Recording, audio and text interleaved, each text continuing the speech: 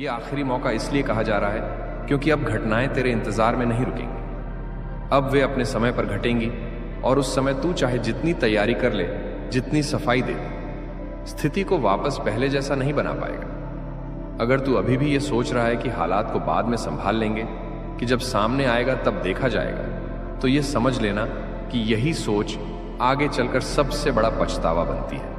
क्योंकि जब सामने आता है तब अक्सर बहुत देर हो चुकी होती है। समय अब संकेत नहीं दे रहा, समय अब चेतावनी दे रहा है, और चेतावनी हमेशा तब दी जाती है जब बचाव की आखिरी संभावना शेष होती है। इसीलिए अभी रुकना, अभी समझना और अभी उसे रोक लेना ही वह रास्ता है जो आगे आने वाले भारी नुकसान से तुझे बचा सकता है। क्यों मेरे हाथ में आया अवसर भी निकल जाता है? भक्तगण, क्योंकि समय अभी तक सही नहीं आया था। तुम्हारी कहानी अभी पूरी नहीं हुई थी।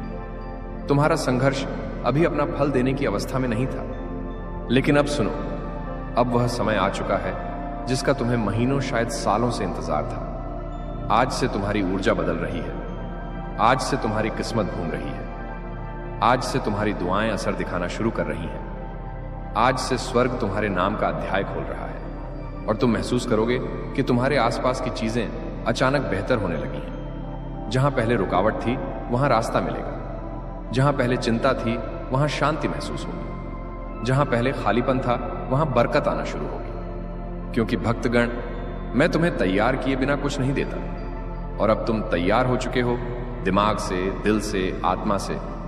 आज तुम्हारे घर में से गरीबी की ऊर्जा निकल रही है और संगीत, उसकी जगह समृद्धि की रोशनी उतर रही है। आज वे लोग भी तुम्हारी मदद के लिए खड़े हो जाएंगे जिन्होंने कभी तुम्हें महत्व नहीं दिया था।